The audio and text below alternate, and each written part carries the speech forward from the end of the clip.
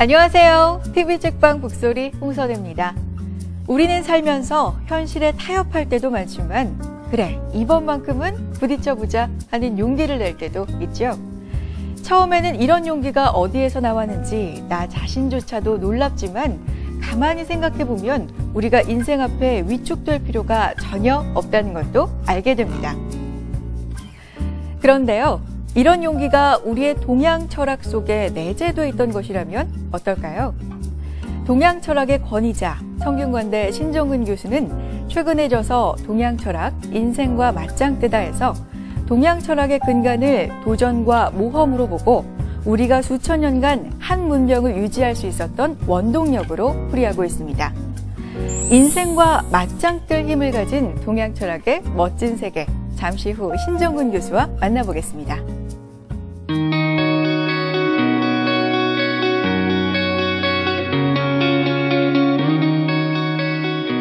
군계이라 한 무리 중에서 뛰어난 한 사람이 되려고 노력하려는 마음가짐 때문에 1일신 5일신이라고 날마다 새로운 사람이 돼서 매일 하루하루를 열심히 살자는 뜻으로 태산이 높다 하되 하늘 아래 메이로다처럼 개과천선 과거의 나쁜 일을 고쳐서 이제 지금의 삶에서 이제 바르게 살자라는 그런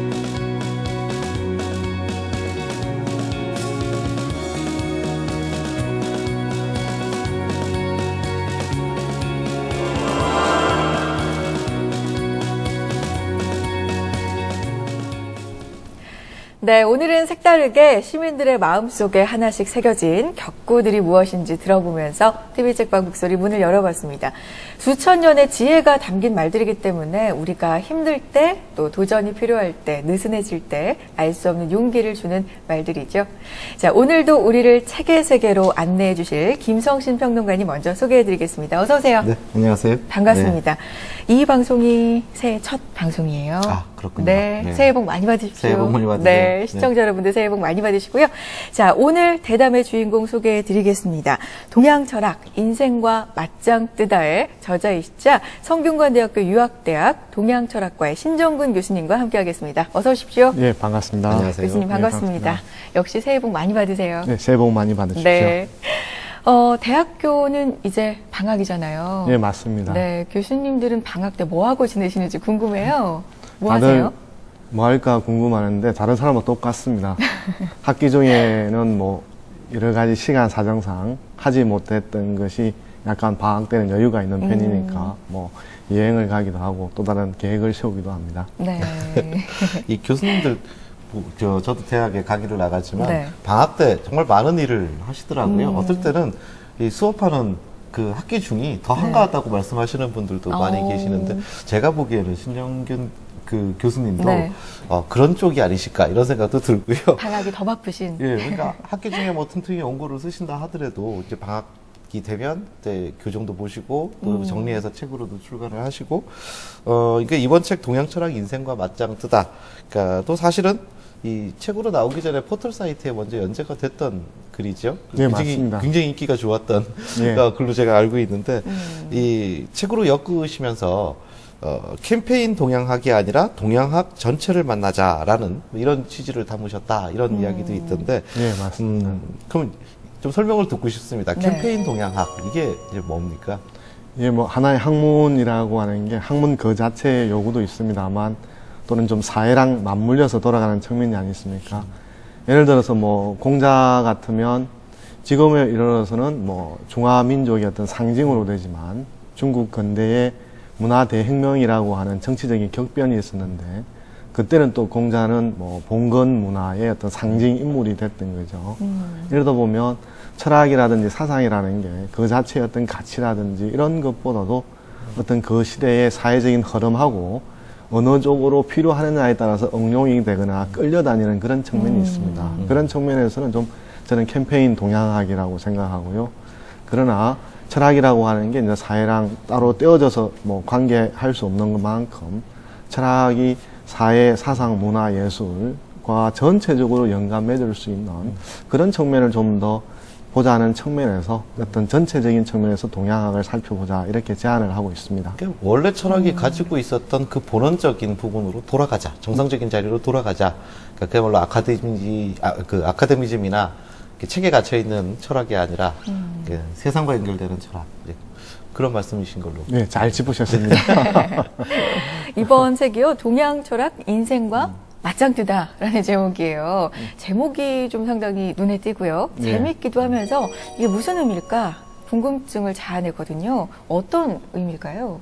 예, 뭐 동양 철학하면 보통 사람들이 상상하는 게 뭐 효도라든지 특히 뭐 세월호 참사가 일어났을 때도 원인 중에 하나도 한국 사람들이 뭐 순종이라든지 어떤 복종하는 태도가 있기 때문에 이제 그런 일이 일어나지 않았느냐라고 말을 하는 경향들이 있습니다. 이런 측면에서 볼 때 과연 동양 철학이라는 게 제가 볼 때 과연 순종하고 복종하는 이야기들만 있느냐.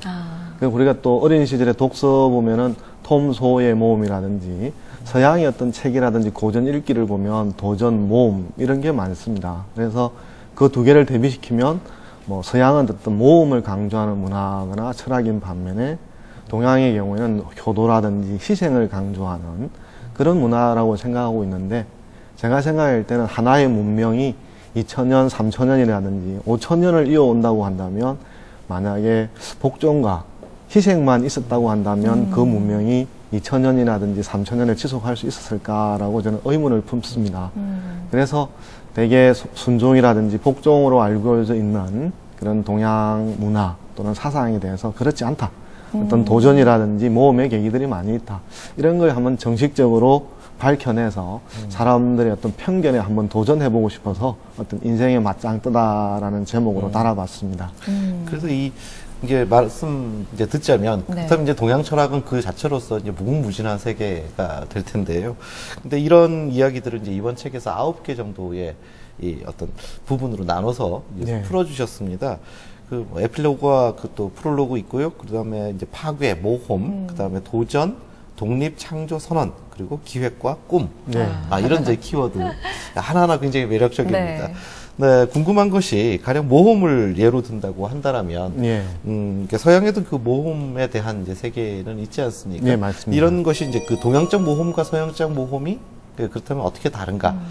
그런 이야기를 한번 좀 들어보고 싶습니다. 예, 모험이라고 하는 건 결국 사람이 스스로 원한 게 아니라 자기가 뜻하지 않는 상황 속에 놓여지면서 그걸 이제 극복해 나가면서 개인적으로 성장하고 공동체적으로 하나의 어떤 문제상을 돌파하는 그런 계기인데요.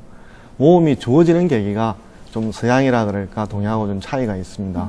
예, 동양의 경우에는 사람이 어쩔 수 없는 환경이죠. 예를 들어서 뭐 우리가 엄마, 아빠, 아이가 있으면 정상적인 가정이라고 치면 예를 들어서 갑자기 아버지가 돌아가신다든지 뭐 어머니가 돌아가신다라든지 그럼 아이의 측면에서 보면 다른 사람들이 평균적으로 살아가는 조건보다도 훨씬 어려운 조건 속에 놓이지 않습니까? 그렇죠. 그러면 남들에 비해서 부족한 어떤 결핍된 상황을 어떻게 이제 극복해 나가느냐라는 게 이제 모험의 주 방향이라고 한다면 이제 서양의 경우에는 신이라든지 또는 절대자가 시험을 하는 그런 측면이 있습니다.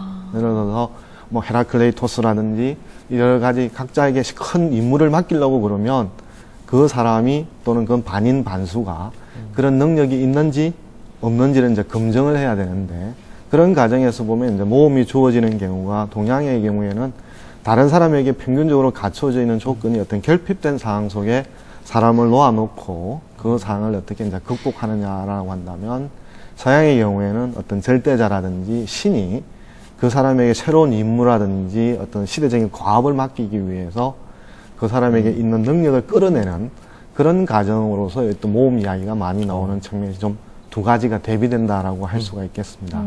굉장히 흥미로운데요. 그러니까요. 그렇습니까?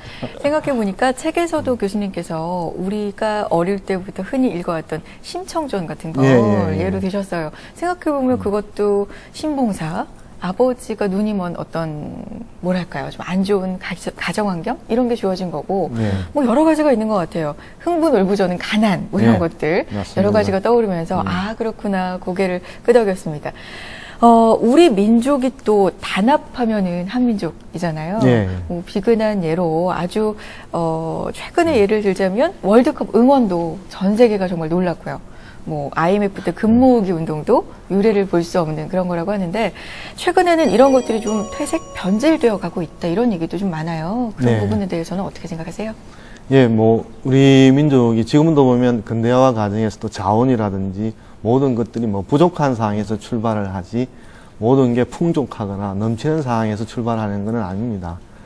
그런 측면에서 어떤 근대화 초기에 보면 사람들이 다 부족되어 있다는 상황을 아니까 이러한 상황을 극복하려고 그러면 결국 우리에게 가지고 있는 자원들을 절약하고 아끼고 또는 개인적인 힘보다도 어떤 공동체의 어떤 단합하는 힘이 우리 민족에게 또는 개인에게 주어진 어떤 역량들을 이제 극복해 나갈 수 있다라고 이제 생각했습니다. 그럴 때마다 어떤 외세적으로나 국가적으로 큰 위기 상황이 생기면 그 위기 상황에 의해서 어떤 한국이라고 하는 나라가 어떤 극복할 수 없는 나락으로 떨어지는 게 아니라 그때마다 단결된 힘을 통해서 새로운 돌파구를 이제 마련했습니다. 하지만 이제 요즘에는 이제 개인들의 어떤 성장이라고 하는 게 어떤 국가라든지 공동체적인 요구라든지 사항도 중요합니다만 개인적인 어떤 실력, 능력 이런 것들이 이제 강조되어지는 상황에 있다 보니까 그 이전과는 좀 다른 모습을 보이는 것 같습니다. 그렇군요.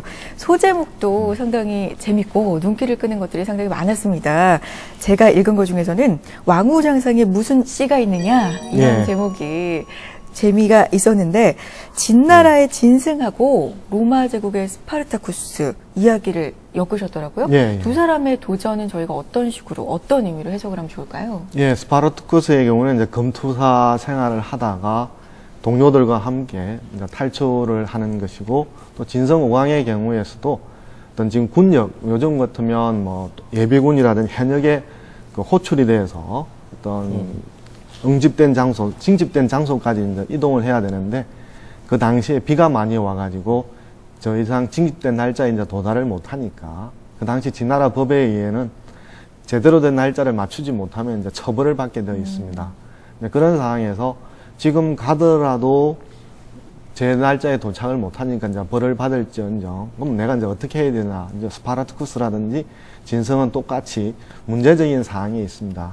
이렇게 할 때 스파르타쿠스의 경우에서도 개인적으로 탈출하는 것이 아니라 지금 이런 노예들이 고통받고 있는 이런 상황에서 공동의 문제를 어떻게 해결해야 될까라는 그런 문제의식 그 이전까지 품지 않았던 그 사람들이 이제 새롭게 문제를 설정했고 그런 문제를 풀기 위해서 걸어갔던 것이죠. 이런 측면에서 볼 때 우리는 너무 어떤 성공과 실패라고 하는 틀에서 생각하기보다도 어떤 각자가 놓여져 있는 상황 속에서 어떤 대의, 어떤 목표, 어떤 방향 설정을 가지고 나아가야 합니다. 그런 것이 이제 역사적으로 어떤 가치가 있는가 이런 측면에 주목하는 게 좀 더 그 사람들의 정신을 이해하는 길이 아닐까 싶습니다.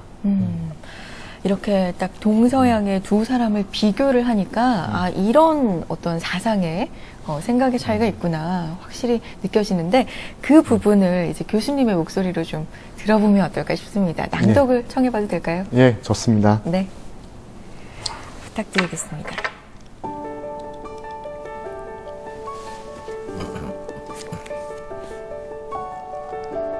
진성은 농사지을 땅이 없어서 품팔이꾼으로 생계를 유지했다.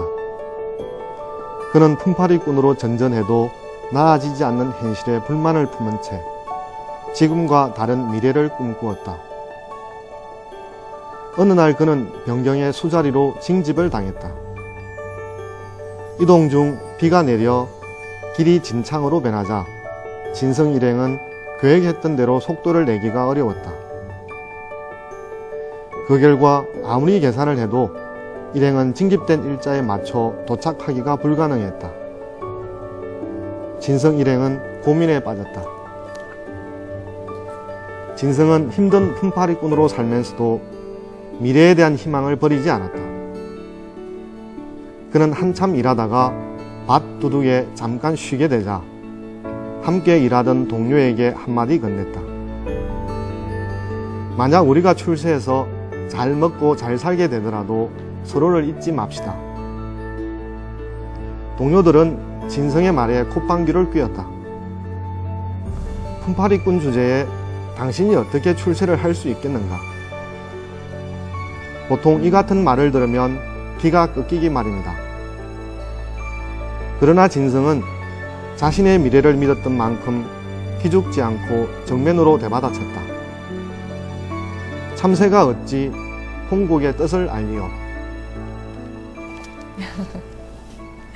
재밌네요. 그게 지금 말씀은 그 이제 진승이라는 네. 이제 인물이 그야말로 이 책의 제목처럼 인생과 맞짱을 떠서 왕의 자리에까지 그 이제 오르게 되는데, 근데 이제 뭐 결국 그 이후에 또 비참한 최후를 이제 맞지요. 그러니까 양쪽이 다 있는 거죠. 네. 그러니까 뭐 절대적으로 그것이 옳으냐 뭐 그러냐 이렇게 볼 수도 없고, 또 나한테 그 선택이 왔을 때 그렇게 어떤 선택을 해야 하느냐 그냥 생각을 많이 하게 해주는 대목 이런 생각도 드는데, 맞아요.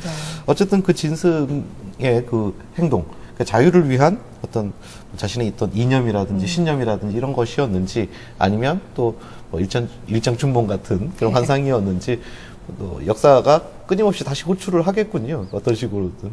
예, 맞습니다. 물론 이제 바라보는 사람에 따라서 뭐 환상일 수도 있겠고 역사적인 의미를 갖는 사건일 수도 있을 텐데요. 만약에 거기에서 뭐 기간만 짧았다라든지 또는 어떤 진성의 왕이 된 이후의 어떤 형태, 이런 것에서 보면 결국 뭐 왕이 되지 못할 사람이 왕이 되지 않는 일장춘몽이지 않느냐, 이런 시각도 뭐 여전히 있습니다만, 진성의 경우에서도 진나라 제국이 건설되면서 여러 사람들에게 이제 고통을 주는 그런 상황이라고 한다면, 그 사람이 품팔이꾼이라든지 지금 징집돼 가는 군인의 신분일지라고 하더라도 그 상황에서 이제 어떤 식으로 행동하는 것이 역사적인 의미를 가진 것일까라고 할 때, 그런 학정, 폭정에 대해서 뭐 끝장내자라는 식의 노력을 위해서 방향이었다면, 그것도 나름대로 어떤 환상이 아니라 역사적인 가치를 갖는 하나의 사건이었다라고 볼 수 있습니다. 저는 사실 그런 생각도 했습니다. 이 책을 읽으면서 이 책이 굉장히 의미가 있다라고 생각한 지점이, 우리가 아무래도 이제 이식된 서구화, 예. 뭐 이런 것들 속에서 이제 근대화를 이루고 현대에 이르다 보니까 이제 서구 지향적이 돼 갔다라는 네. 것이죠. 그러니까 우리한테 이미 있는 것인데도 불구하고 말하자면 이것이 서양 것에서 잘 발견되지 않았을 경우에는 좀 제쳐두고, 뭐 그쪽에서 지금 드러나서 뭐 갖고 있는 부분들에 우리가 이제 어떻게 보면 그 원리를 잘 모르는 상태에서 쫓아가게 되고, 다시 말하자면 우리가 가장 잘 알 수 있는 부분으로 게임을 하는 것이 아니라 남의 룰을 가지고 계속 게임을 하다 보니까 계속 뒤처진 것 같은 착시를 가지게 된다는 것이죠. 그러니까 예를 들어서 우리가 가령 서양에서는 톨레랑스라고 네. 하고 우리는 이제 관용이라고 얘기를 하는데, 우리는 지금 톨레랑스를 다시 배우고 있거든요. 예, 우리 사회가. 맞습니다. 근데 사실은 수천 년 전부터 우리가 우리한테도. 가장 잘 생활 속에서 그렇죠. 삶 속에서 뿌리 깊게 이해하고 실천하고 있었던 것이 관용인데, 그걸 우리는 지금 서구식 것을 다시 배우는 이런 상황. 그러니까 저는 그래서 바로 그러한 부분들을 해소시켜주는 부분이 분명히 존재하고 있다. 그런 의미가 있는 책이다라는 생각이 들거든요. 네. 저보다도 뭐 제가 생각하려고 그 모든 부분을 쓰지는 않았습니다만, 우리가 과거 우리의 모습 속에서도 우리의 미래가 있는 것인데, 자꾸만 이제 남의 거울을 통해서 그렇죠. 우리의 미래를 비춰보려고 하다 보는 그런 성향, 습관들이 있는 것 같습니다. 그게 아마 이제 우리가 근대라고 하는 시간대를 스스로 넘지 못한 이런 것의 어떤 습관 때문에 오는 것 같은데, 그런 측면에서 좀 더 동서양을 객관적으로 바라보고 둘 다 어느 것의 어떤 비중을 높이는 것이 아니라 어떤 평균대 같은 적을 위에 두고 본다면 오히려 우리의 시선으로도 서양을 또 비평할 수 있는 이런 안목도 뭐 있으리라고 봅니다. 그러니까 교수님의 어떤 철학을 이런 식으로 이해하면 될까요? 우리한테 희생과 복종이 없었던 게 아니라 그렇죠. 도전도 분명히 있었다. 예, 예. 양쪽이 다 존재했다는 걸 알자. 네, 이렇게 그렇죠. 저희가 이해하면 될까요? 예, 서양도 마찬가지고요. 예. 동서양이 마찬가지다. 네. 네. 자, 독자분들도요, 교수님께 궁금한 점이 참 많았습니다. 독자 질문 보고 대담 이어가겠습니다. 동양에서는 항상 이제 유교만을 가장 중시 생각하고, 특히나 한국에서는 더 그러한 생각이 뿌리 깊다고 생각하는데, 이걸 쓰신 교수님께서는 어떻게 생각하시는지 한번 여쭤보고 싶습니다. 책이 출간되기 전에 그 책에 대한 내용을 제가 읽어보고 나서 교수님한테 댓글로 질문을 올렸던 적이 있어요. 혹시 교수님은 그 댓글들을 읽어보신 적이 있으실까요? 교수님이 가장 좋아하고 실천하려고 노력하시는 고전 속 한마디가 어떤 게 있는지 여쭤보고 싶어요. 네, 독자 질문 들어봤습니다. 첫 번째 질문은 저도 참 궁금한 질문이에요. 철학에 대해서는 우리가 굉장히 어렵게 생각을 하기 때문에 범위도 좀 너무 광범위하게 생각을 하는 경향이 있는 것 같아요. 동양 철학의 범위가 도대체 어디서부터 어디까지인지에 대한 질문인데, 동양 철학은 뭐 유교, 도교, 불교 여러 가지가 좀 균형적으로 섞여 있는데 이걸 저희가 어떻게 이해하면 좋을까요? 예, 요즘 뭐 모든 문제를 바라볼 때 이제 정의의 문제다. 어떻게 네. 정의하기 나름이다라는 걸로 보면 정의를 뭐 동양에 있었던 과거에 있었던 현재 모든 인간적인 어떤 사고의 총체를 철학이라고 말한다고 한다면 우리가 흔히 뭐 미신이라고 하는 것까지도 포함할 수가 있겠죠, 이제. 그러나 이 또 철학이라고 하는 걸 어떤 정신에 의해서 검증될 수 있는 것, 뭐 이런 식으로 이제 범위가 아주 좁혀지게 되면 방금 말씀하셨듯이 유교, 도교, 불교라든지 이런 어떤 학문 범위 안에 이제 동양 철학이 한정되겠죠. 그런 측면에서 좀 철학은 범위가 엄격한 반면에 좀 문화라고 한다면 동양 문화라고 한다면 뭐 건축 이런 것까지도 다 동양 문화, 옷, 의복까지도 동양 문화라는 틀에 의해서 포괄될 수가 있습니다. 네. 다음 독자분의 질문도 해결을 좀 해주세요. 교수님께서 포털 사이트 연재 당시에 굉장히 열심히 챙겨보신 열혈 독자분이신 것 같습니다. 연재를 하시면 댓글로 많이 다시고요. 그 안에서 논쟁들이 좀 벌어지잖아요. 예. 그때 좀 인상 깊게 남았던 댓글이나 어떤 논쟁거리가 있었는지 질문 주셨어요. 예. 한 분은 있는데 어떤 댓글이 아주 인상 깊으냐 그러면 네. 잘 읽었습니다 라는 댓글인데요. 그분은 제가 연재하는 모든 글을 다 읽고 모든 멘트를 잘 읽었습니다 라고 했습니다. 그래서 저만 아니라 다른 사람이 49회부터 관심사가 됐어요. 과연 이 사람이 48회까지 댓글을 달았는데 49회와 50회 끝까지 이 글을 달 것인가 말 것인가 고민을 했는데 끝까지 댓글을 달더라고요. 네, 그런 경우도 있을 거예요. 굉장히 성실한 독자분이셨네요. 그렇죠. 저로서는 뭐 엄청 개근상을 줘야 되는데 어떻게 줄 그러니까요. 길이 없어서 드리지를 못했습니다. 그리고 뭐 기우라고 하는 우리가 보통 이제 기나라 사람의 어떤 어리석음이라고 하는 건데 그런 질문을 던졌을 때 기존에 이제 기나라 사람이 어리석다로 생각하시는 분의 경우에는 이제 제 해석에 만족을 못 하시는 것이고 저는 이제 신화적인 시대에서 이성적인 시대로 나아가는데 어떤 상징적인 질문이다. 라는 거에 대해서 이제 제 질문에 이제 동의하시는 분은 뭐 제가 하는 어떤 새로운 해석에 동의를 하신다라고 이렇게 저한테 또 응원을 해주시는 분도 있었습니다. 자, 다음 독자분의 질문도 전해드릴게요. 교수님과의 대답 문을 열 때 저희가 시민분들 가슴속에 있는 격언 한마디씩을 들어봤거든요. 예, 예. 교수님도 분명히 고전 많이 아시고 또 네. 공부를 많이 하셨으니까 그렇게 가슴속에 새기고 있는 어떤 문구랄까요? 네. 격언 한마디는 있을 것 같습니다. 예, 어떤 제가 게 뭐 있을까요? 많은 분들한테 이제 논어와 관련된 다른 책이라든지 분야도 썼습니다만 네. 뭐 본의 아니게 논어와 관련된 책을 많이 이제 쓰게 됐는데요.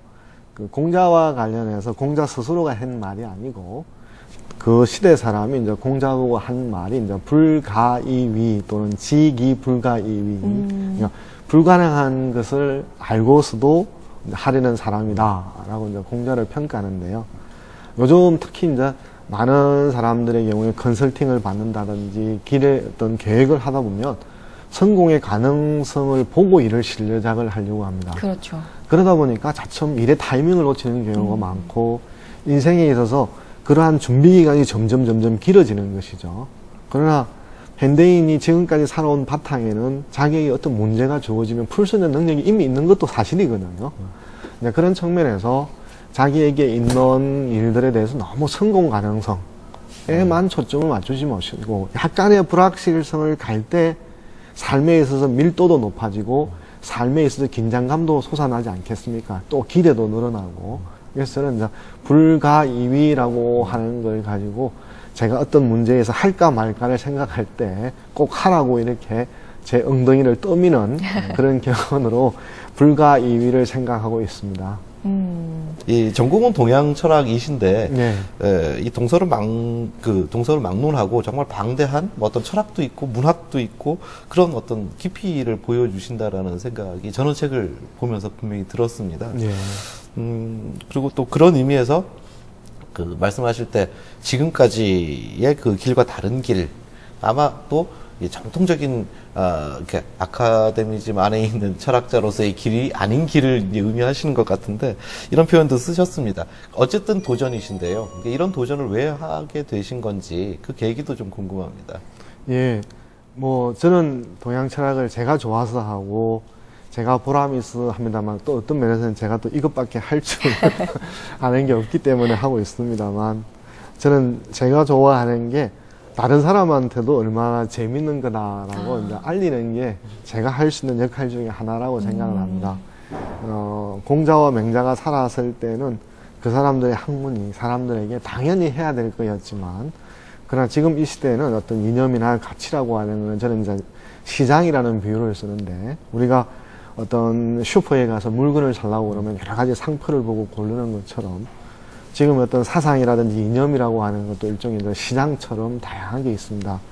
이렇게 할 때 어떤 동양 철학의 문을 활짝 열어서 다른 사람들이 여기 기웃기웃거리면서 뭔가 재미나고 흥미나는 것이 있겠다고 생각해서 동양 철학 안에 시장 안으로 마켓 안으로 들어올 수 있는 그런 역할들을 제가 할 수 있는 역할 중에 하나라고 생각하고 그런 측면에서 그렇게 능력은 없습니다만 하고 있습니다. 아유, 너무 겸손하세요. 동양 철학 그 인생과 맞짱 뜨다라는 네. 책에 가장 좋은 예가 곧 저자분이신 신교수님이신 거군요. 이렇게 도전을 하시는 거 아닙니까? 살아있는 예. 살아있는 네. 예 그 자체이시군요. 여여라는 뜻도 저는 참 궁금해서요. 예전 분들 뭐 호 보면 예. 그분의 어떤 인생의 철학이랄까 이런 것도 알 수 있는데 예. 어떤 의미로 저희가 받아들이면 될까요? 예, 뭐 글자 뜻으로는 이제 같을 여자 두 단어가 있고요. 처음에 이제 그 단어를 졌을 때는 언어에는 보면 부모님이라든지 누가 이제 돌아가시더라도 어떤 살아 계시는 것처럼 하라고 그래서 제가 이제 할머님도 돌아가시고 지금은 이제 뭐 많은 아버님, 형님 많은 분들이 돌아가셨지만 그래서 이제 그 돌아는 가셨지만 영원히 아직도 저하고 같이 있다 생각하는 것도 있고요. 또 하나의 측면으로는 제가 이제 글쓰기를 하거나 뭐 대중들하고 만나는 여러 가지 지금 과정 중에 있습니다만 그러나 제가 그 출발점 단계에서는 뭐 이러한 동양 철학을 좀 더 많은 사람들이 좋아할 수 있는 길들로 가보자라고 생각하는 것이고 그 하나의 일이라고 하는 것은 하다 보면 실증나기도 하고 또 생각하지 않았던 문제를 닥치면서 어떤 좌절하기도 하고 그렇습니다. 그래서 저는 제가 생각했던 것이 아직 잘못됐다거나 나쁘다고 생각하지 않기 때문에 처음에 생각했던 대로 이제 변하지 않고 계속 지금 이 방향대로 이제 나아가는 것이 제가 제 삶에 대해서 도전을 하는 그러고 생각을 합니다. 그래서 같을 여자 두 가지를 쓰고 있습니다.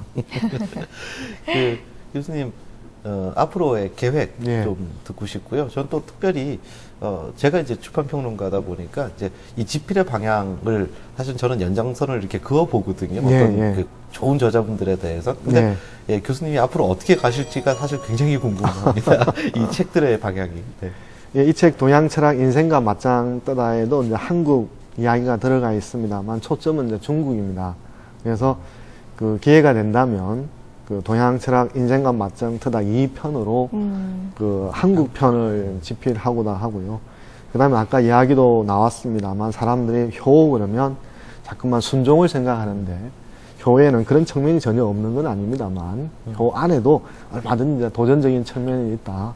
이런 측면에서 우리의 어떤 동아시아 문명이 가지고 있는 어떤 역동성 이런 것들을 좀 더 어떤 한쪽으로 치우쳐서 보는 어떤 왜곡되거나 편견에 치우친 측면을 좀 더 깰 수 있는 어떤 이런 방향이 제가 집필하고자 하는 큰 축 중에 한 방향이라고 할 수가 있겠습니다. 저 개인적으로는 굉장히 그 흥미가 가는 것이요. 특히 효와 같은 개념은 네. 사실은 그것이 좀 뭐랄까요, 이렇게 통치에 의해서 말하자면 사용이 되다 보니까 박제가 됐다라는 생각이 많이 들거든요. 형식만 남고 사실은 뜻은 어디론가 다 휘발돼 버리고 그러니까 어떻게 보면 박제된 그 어떤 꽝 같은 것을 이렇게 생명을 불어넣어서 다시 날게끔 해주시는 그런 역할을 계획하고 계시는 것이 아닌가라는 생각이 들어서 저 굉장히 기대가 갑니다. 예, 맞습니다. 제가 그 텍스트에 있는 글자에 있는 글은 잉크도 다 마르고 온기도 느껴지지 않습니다. 인문학자가 할 수 있는 것은 누워있는 글자를 이렇게 세워서 그 글자 안에 온기를 느껴서 사람들에게 그게 커피가 될 수도 있고 차가 될 수도 있고 사람들에게 온기를 느낄 수 있는 모습으로 이제 빚어내는 것이 인문학자가 발휘해야 될 역량이지 않겠습니까? 네. 오늘 교수님 조곤조곤 정말 차분하게 말씀을 해주시지만 저희가 갖고 있던 동양 철학에 대한 편견과 정말 제대로 한번 맞짱을 떠주신 것 같습니다. 네, 다음 책도 기대해 보겠습니다. 네, 고맙습니다. 네, 오늘 말씀 고맙습니다. 네, 고맙습니다.